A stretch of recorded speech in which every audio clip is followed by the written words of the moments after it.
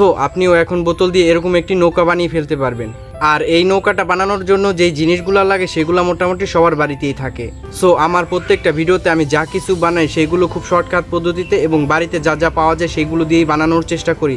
তো চলুন আজকের ভিডিও শুরু করা যাক।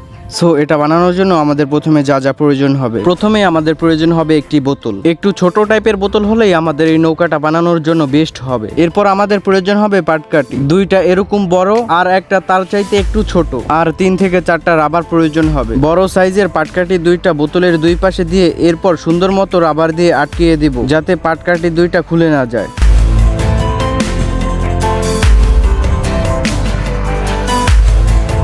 প্রথম রাবারটা বোতলের এই পাশে লাগাবো, এরপর দ্বিতীয় রাবারটা বোতলের আরেক পাশে লাগাবো। এইভাবে লাগাইলেই পাটকাঠি দুইটা শক্তভাবে বোতলের সাথে লেগে যাবে। সো আমি সুন্দরভাবে বোতলের সাথে রাবারটা লাগিয়ে নিলাম। এরপর আরেকটা রাবার নিয়ে নিব, রাবারটা পাটকাঠির এই মাথায় লাগিয়ে দিব। এরপর রাবারটা পাটকাঠির ভিতরে দিয়ে উল্টা দিকে পেঁচিয়ে ছেড়ে দিলেই বুম।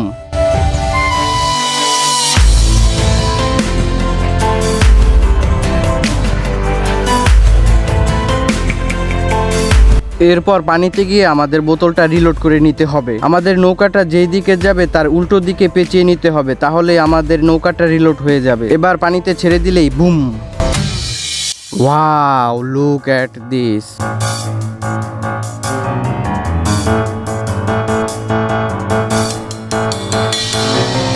আমাদের যেই কাঠিটা পাঙ্কা হিসেবে কাজ করবে সেই কাঠিটা একটু বড় হয়ে গেছিল, তাই এটাকে একটু ছোট করে নিলাম যাতে এটা ঘুরতে সুবিধা হয়।